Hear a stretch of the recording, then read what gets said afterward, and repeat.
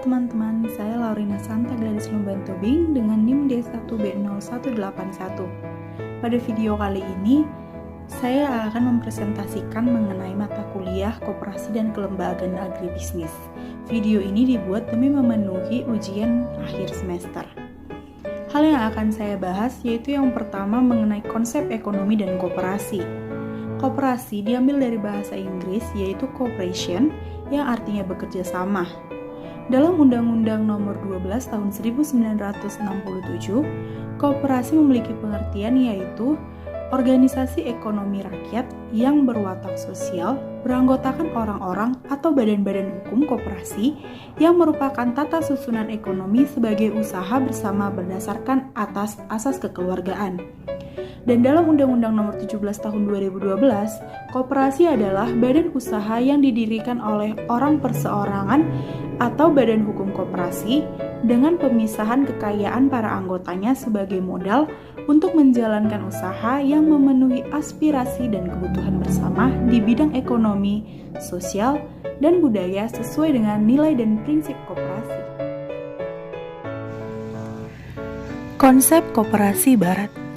Konsep koperasi barat menyatakan bahwa koperasi merupakan organisasi swasta yang dibentuk secara sukarela oleh orang-orang yang mempunyai persamaan kepentingan, dengan maksud mengurusi kepentingan para anggotanya, serta menciptakan keuntungan timbal balik bagi anggota koperasi maupun perusahaan koperasi.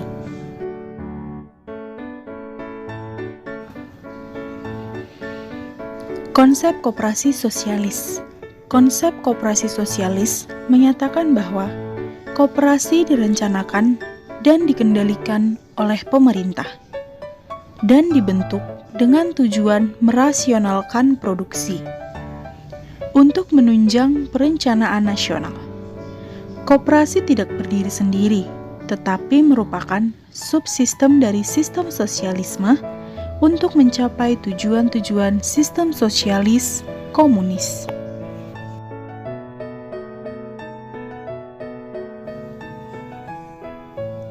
Perbedaan aliran dalam koperasi berkaitan erat dengan faktor ideologi dan pandangan hidup yang dianut oleh negara dan masyarakat yang bersangkutan. Secara garis besar, ideologi negara-negara di dunia ini dapat dikelompokkan menjadi 3, yaitu antara lain liberalisme atau kapitalisme, kemudian sosialisme, dan yang terakhir tidak termasuk sosialisme dan kapitalisme. Aliran koperasi dalam suatu negara tidak dapat dipisahkan dari sistem perekonomian yang dianut oleh negara yang bersangkutan. Perbedaan ekonomi suatu bangsa akan mengakibatkan perbedaan sistem perekonomiannya dan tentunya aliran koperasi yang dianut pun akan berbeda. Sebaliknya, setiap sistem perekonomian suatu bangsa juga akan menjiwai ideologi bangsanya dan aliran koperasinya pun akan menjiwai ideologi bangsa tersebut. Ada 3 aliran yang menurut Paul Hubert Kasselman, yaitu yang pertama adalah aliran Yardstick, yang kedua aliran sosialis, dan yang ketiga adalah aliran persemakmuran. Sistem ekonomi Indonesia. Indonesia mengenal sistem ekonomi Pancasila. Ekonomi yang dijalankan harus sesuai dengan sila dari Pancasila, tidak kapitalisme dan juga tidak sosialisme. Sistem ekonomi kita disebut juga ekonomi kerakyatan, yaitu ekonomi yang mengandalkan kekuatan rakyat, berusaha untuk mengembangkan pola redistribusi kekayaan dengan bertumpu pada kehendak masyarakat. Menurut Mubiarto 1987, ekonomi Pancasila bersendikan keadilan sosial. Ekonomi Pancasila menetapkan asas kekeluargaan, solidaritas, moralitas, dan keadilan sosial. Yang kedua adalah sejarah koperasi. Sejarah koperasi di dunia. Gerakan koperasi di dunia dimulai pada pertengahan abad ke-18 dan awal abad ke-19 di Inggris. Lembaga tersebut sering disebut dengan koperasi praindustri. Sejarah perkembangannya berawal dari munculnya revolusi industri di Inggris, yaitu pada tahun 1770 yang menggantikan tenaga kerja manusia dengan mesin-mesin industri yang memberikan dampak kepada semakin besarnya pengangguran, hingga revolusi Prancis pada tahun 1789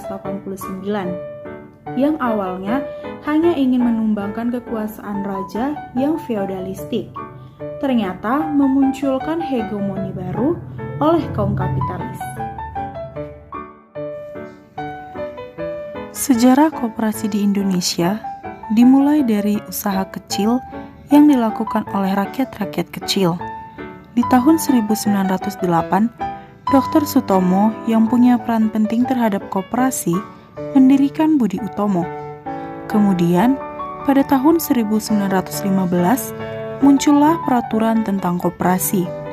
Setelah itu, di tahun 1927, dibentuk Serikat Dagang Islam untuk memperjuangkan kedudukan ekonomi pengusaha-pengusaha pribumi.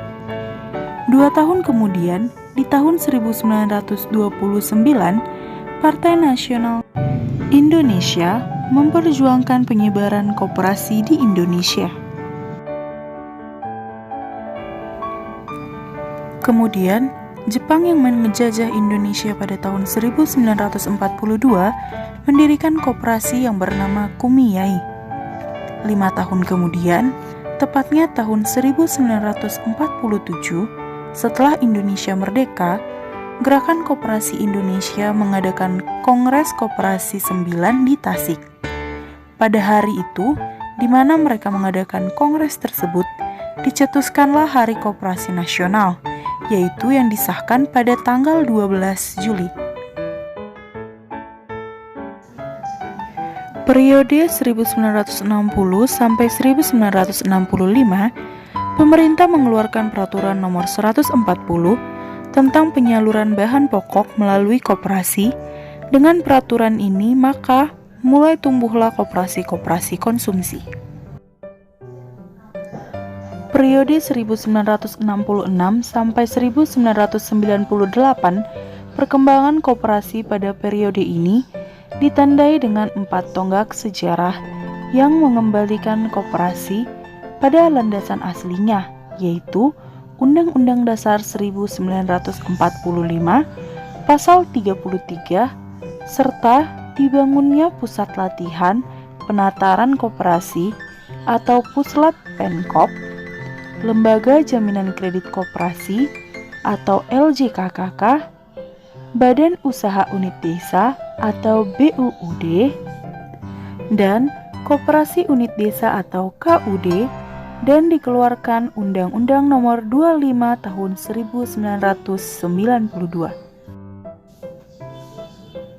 Pada periode 1998 sampai pada saat ini, perkembangan koperasi pada periode ini tidak banyak mengalami perubahan, tetapi hal yang signifikan terjadi dengan digantinya undang-undang tentang perkoperasian dari undang-undang yang berlaku sebelumnya, yaitu Undang-Undang Nomor 25 Tahun 1992 dengan Undang-Undang Nomor 17 Tahun 2012 tentang perkoperasian. Yang ketiga adalah efisiensi koperasi dan kelembagaan agribisnis. Model maksimasi keuntungan. Efisiensi dan koperasi dapat diartikan sebagai suatu usaha dalam mencapai keuntungan maksimum dengan memperhatikan berbagai kendala dari keputusan rapat anggota berdasarkan pencapaian keuntungan maksimum. Adanya penjelasan fenomena koperasi dan terdapat unsur-unsur kendala yang berwujud prinsip-prinsip pelayanan kepada para anggota dan antar organisasi dengan anggota serta aturan permainan usaha koperasi. Jenis dan efisiensi koperasi. Kunci utama efisiensi koperasi adalah pelayanan usaha kepada anggotanya. Efisiensi dipandang dari sudut pandang biaya, sedangkan efektivitas dipandang dari segi hasil yang dicapai oleh seseorang. Untuk mengukur efisiensi organisasi, menggunakan beberapa rasio dan sarana berupa neraca dan catatan yang dimiliki oleh koperasi. Hal itu memberikan suatu gambaran secara kuantitatif rasio-rasio tersebut, diantaranya yaitu: yang pertama, tingkat perputaran modal usaha. Yang kedua, profit margin. Yang ketiga, rentabilitas ekonomis. Dan yang keempat, rentabilitas modal sendiri.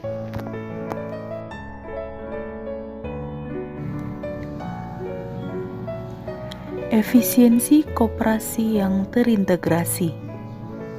Struktur organisasi akan semakin lengkap apabila berkembang dan diarahkan pada integrasi vertikal, yaitu koperasi yang membentuk pemusatan dari primer menjadi sekunder atau dari sekunder menjadi tersier. Tujuan utama untuk berintegritas vertikal adalah untuk meningkatkan efisiensi dengan wilayah yang luas. Berikut adalah manfaat dari integrasi vertikal, yaitu antara lain: yang pertama, economics of scale. Yang kedua, manfaat eksternal ekonomis. Yang ketiga, manfaat non-ekonomi. Yang keempat, reduksi biaya produksi. Dan yang kelima, mengurangi risiko ketidakpastian. Yang keempat adalah manajemen kelembagaan agribisnis. Fungsi-fungsi dari manajemen ada 4. Yang pertama adalah perencanaan, yang kedua pengorganisasian, yang ketiga pelaksanaan, dan yang keempat adalah pengawasan. Yang keempat, manajemen kelembagaan agribisnis. Ada 4 fungsi manajemen kelembagaan agribisnis. Yang pertama, perencanaan atau planning. Dalam koperasi, diperlukan perencanaan dikaitkan dengan kedudukan para anggotanya. Misalnya, bagi jenis-jenis koperasi pemasok dan koperasi penyalur. Contohnya, wewenang untuk ikut menentukan harga yang akan ditetapkan badan koperasi tersebut, sehingga perlu dipertimbangkan alternatif harga patokan koperasi. Yang kedua adalah pengorganisasian atau organizing. Lebih memfokuskan pada cara agar target-target yang dicanangkan dapat dilaksanakan dengan menggunakan wadah atau perangkat organisasi. Membentuk suatu sistem kerja terpadu atas berbagai lapisan atau kelompok dan jenis tugas atau pekerjaan yang diperlukan. Fungsi yang ketiga adalah pelaksanaan atau actuating. Gagasan atau konsep, meski telah tersedia wadah yang berupa organisasi dengan uraian tugas dan hierarkinya, belum berjalan aktif tanpa adanya instruksi atau pedoman mengenai pelaksanaan dari tugas dalam organisasi tersebut. Dan fungsi yang terakhir adalah fungsi pengawasan atau controlling. Untuk memantau sejauh mana pelaksanaan kebijakan telah dilakukan oleh pengurus koperasi. Badan yang melakukan pengawasan koperasi adalah pengawas. Yang kelima adalah organisasi koperasi dalam sistem pasar.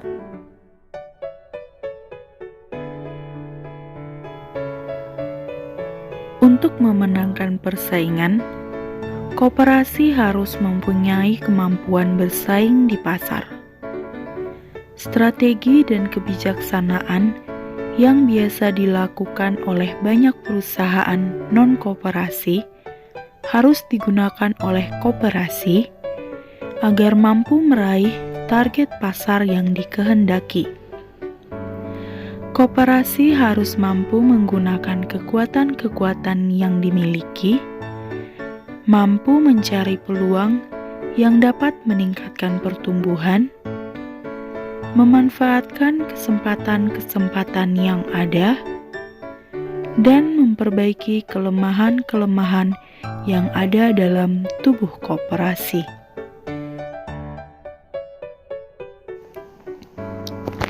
Koperasi merupakan organisasi yang dimiliki oleh para anggota, sehingga dapat memanfaatkan kekuasaannya yang berkaitan dengan yang pertama, economies of scale atau adanya pembelian yang banyak.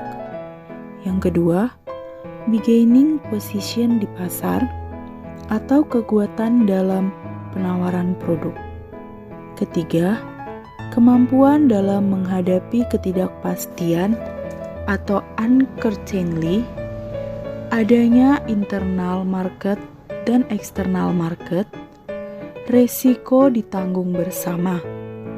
Yang keempat, pemanfaatan interlinkade market dan transition cost sebagai akibat self-control dan self-management.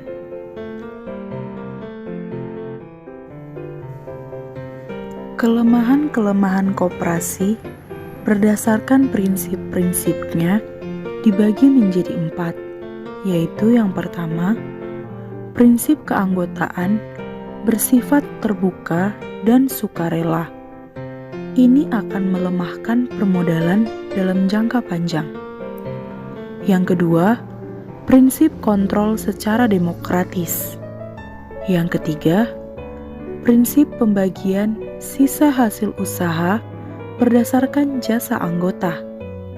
Dan yang keempat adalah prinsip bunga yang terbatas atas modal.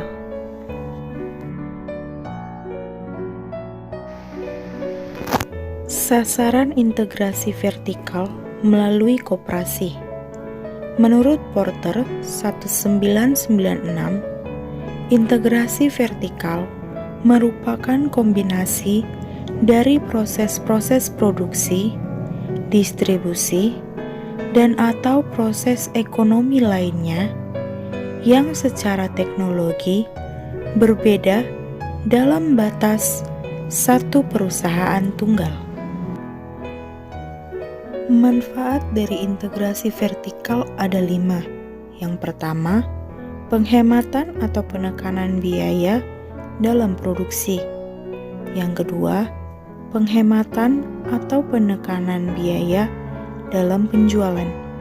Yang ketiga, penghematan atau penekanan biaya dalam pembelian. Yang keempat, penghematan atau penekanan biaya transaksi untuk transaksi-transaksi pasar. Dan yang kelima, pengendalian bersama dan bidang-bidang lainnya. Menurut Ima Suwandi 1985, ada 3 bentuk integrasi vertikal yang berlaku di Indonesia. Integrasi vertikal tersebut yang pertama, bentuk federasi.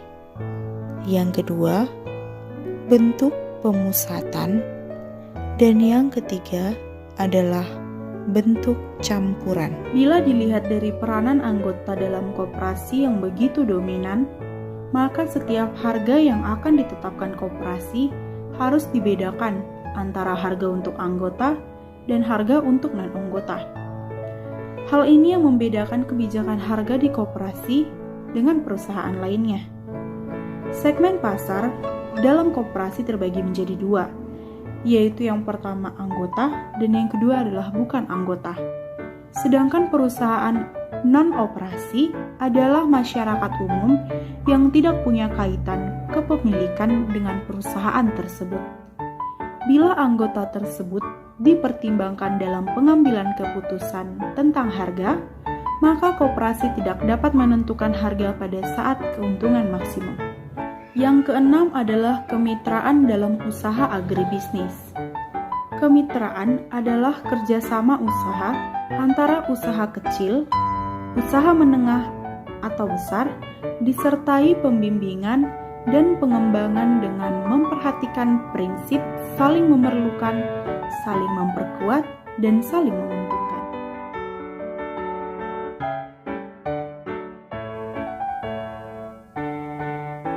Tujuan kemitraan. Ada 4 tujuan yang dimiliki oleh kemitraan. Yang pertama, terjalinnya hubungan erat antara UMB dan UK.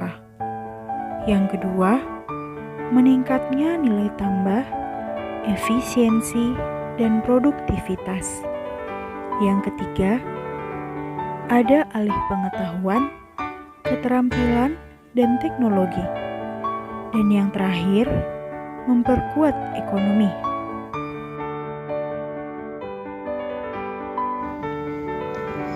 Prinsip kemitraan.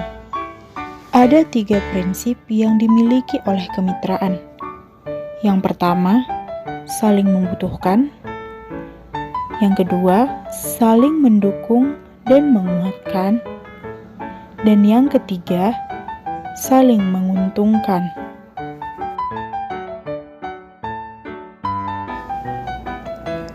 Ada 3 dasar yang dimiliki oleh kemitraan.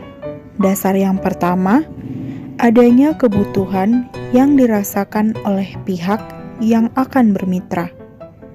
Dasar yang kedua, adanya persoalan intern dan ekstern usaha yang dihadapi dalam mengembangkan usaha.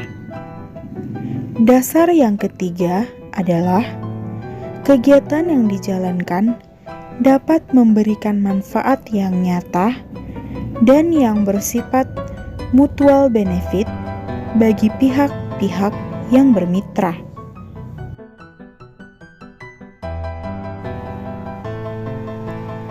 Ada beberapa tahapan dalam kemitraan. Tahapan-tahapan tersebut yaitu memulai membangun hubungan dengan calon mitra, mengerti kondisi bisnis pihak yang bermitra, mengembangkan strategi dan menilai detail bisnis, mengembangkan program, memulai pelaksanaan, dan memonitor dan mengevaluasi perkembangan dari bisnis.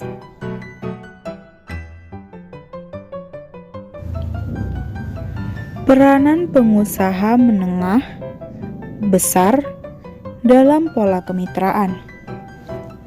Peranan yang pertama, memberikan bimbingan dalam meningkatkan kualitas sumber daya manusia pengusaha kecil atau koperasi atau kelompok petani. Peranan kedua, menyusun rencana dengan pengusaha kecil atau mitranya untuk disepakati bersama. Peranan yang ketiga, bertindak sebagai penyandang dana atau penjamin kredit bagi pengusaha kecil atau yang jadi mitranya. Peranan yang keempat, memberikan bimbingan teknologi, pelayanan, dan penyediaan sarana produksi untuk keperluan usaha tani mitranya. Peranan yang kelima, menjamin pembelian hasil produksi pengusaha mitranya sesuai dengan kesepakatan bersama. Dan yang terakhir, promosi hasil produksi untuk mendapat pasar yang baik bagi pengusaha kecil.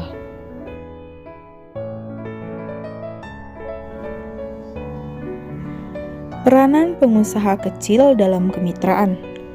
Peranan pertama, bersama-sama rencana usahanya dan melakukan kesepakatan.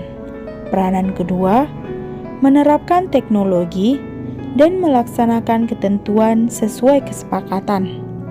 Peranan yang ketiga, melaksanakan kerjasama antar sesama pengusaha kecil yang memiliki usaha sejenis dalam rangka mencapai skala usaha ekonomi untuk mendukung pasokan produksi mitranya.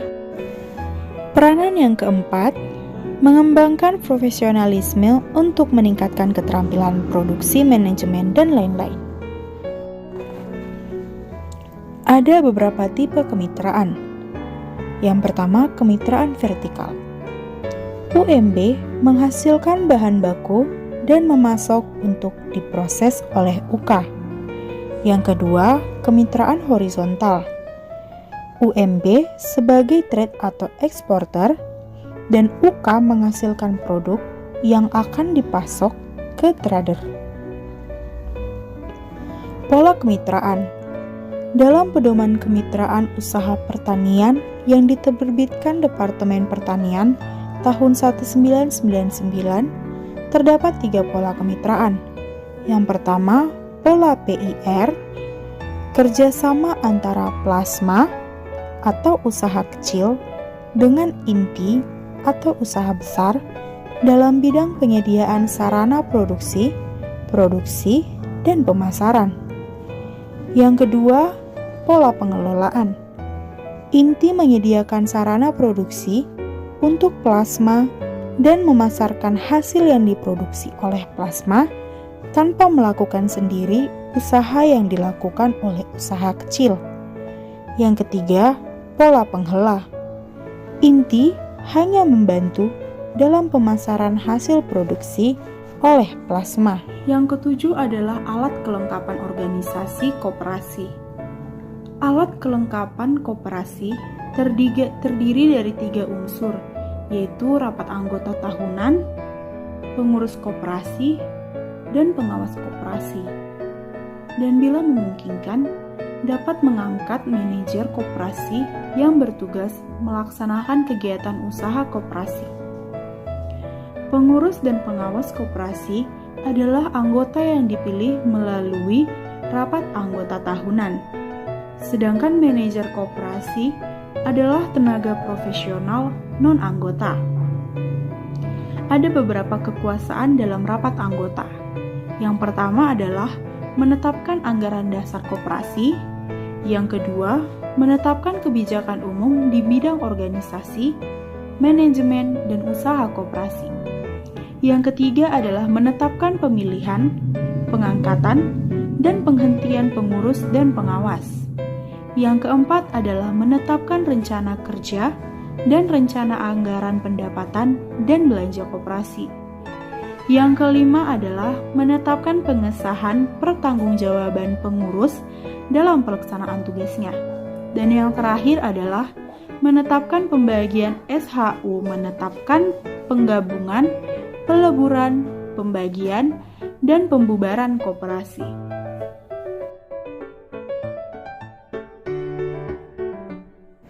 Tugas pengurus. Yang pertama, mengelola koperasi dan usahanya. Yang kedua, mengajukan rancangan rencana kerja anggaran, pendapatan, dan belanja koperasi. Yang ketiga, menyelenggarakan rapat anggota. Yang keempat, mengajukan laporan keuangan dan laporan pertanggungjawaban pelaksanaan tugas. Dan yang terakhir, memelihara buku daftar anggota dan pengurus. Wewenang pengurus.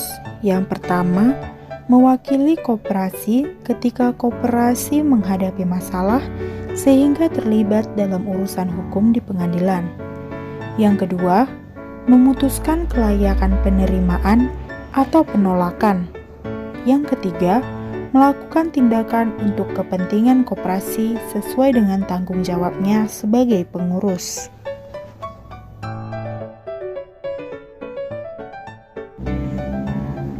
Tugas pengawas: melakukan pengawasan terhadap pelaksanaan kebijakan dan pengelolaan koperasi, serta membuat laporan tertulis tentang hasil pengawasan. Wewenang pengawas: melakukan penelitian terhadap catatan-catatan yang ada dalam koperasi.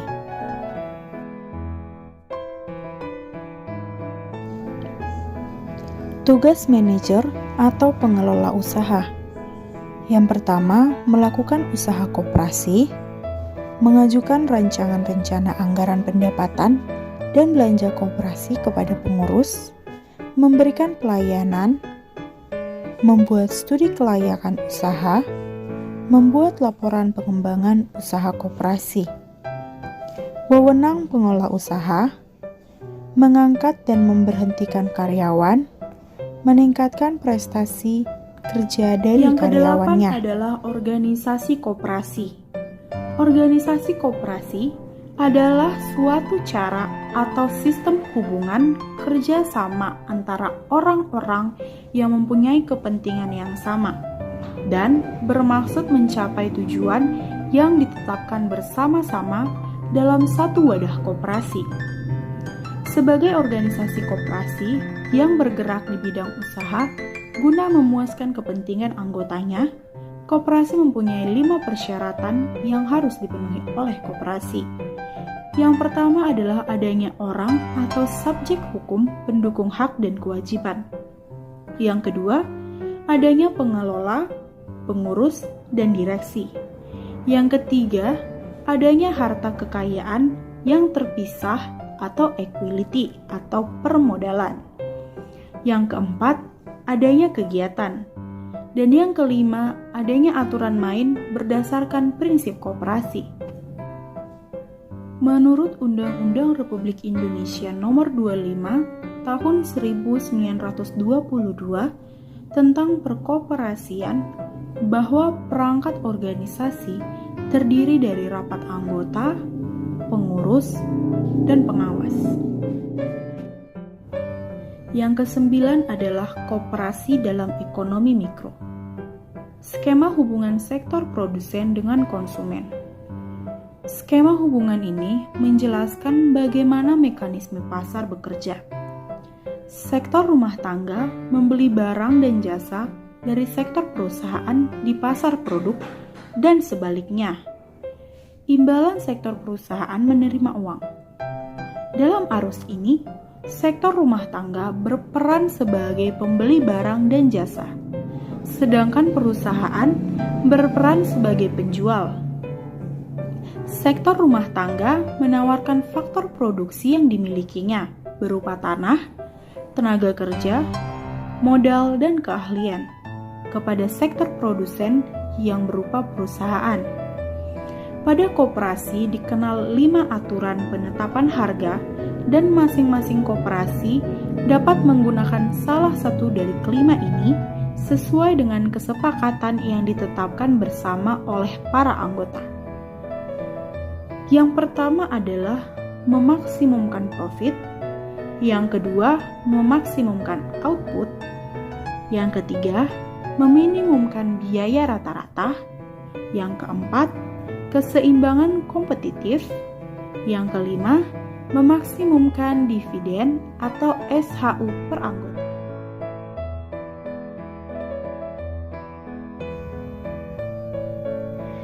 Berdasarkan pembahasan dari topik koperasi dalam ekonomi mikro, dapat diambil beberapa kesimpulan, yaitu lingkungan pasar koperasi ada 2, pasar internal dan pasar eksternal. Dalam menentukan kebijakan harga dalam koperasi, dapat digunakan 5 penentuan harga. Pembagian SHU didasarkan pada kebijakan pada rapat anggota tahunan. Yang ke-10 adalah kelembagaan agribisnis lainnya.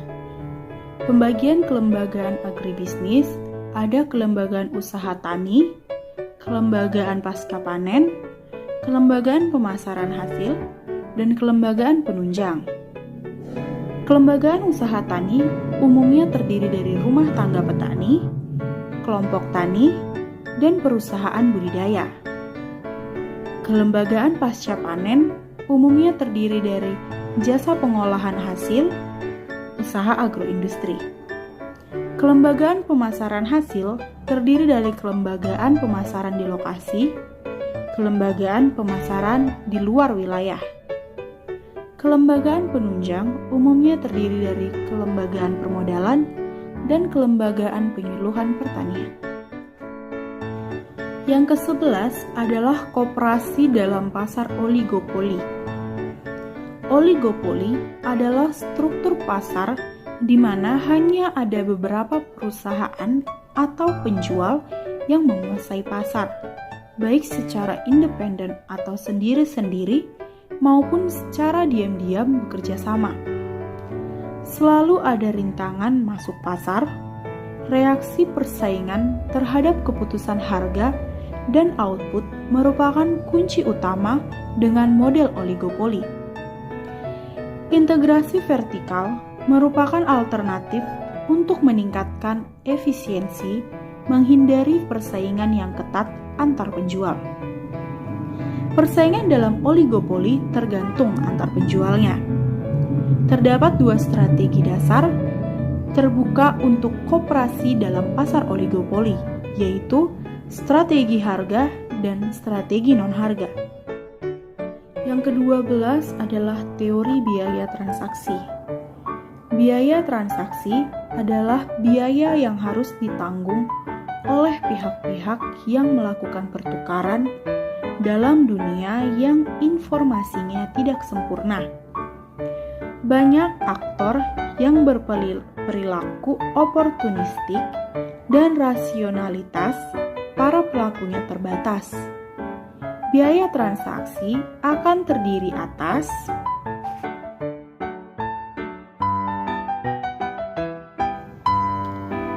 yang pertama, biaya mencari pemasok dari input. Kedua, biaya informasi mengenai kualitas harga. 3. Biaya tawar-menawar. 4. Biaya monitor kontrak dengan pemasok input. 5.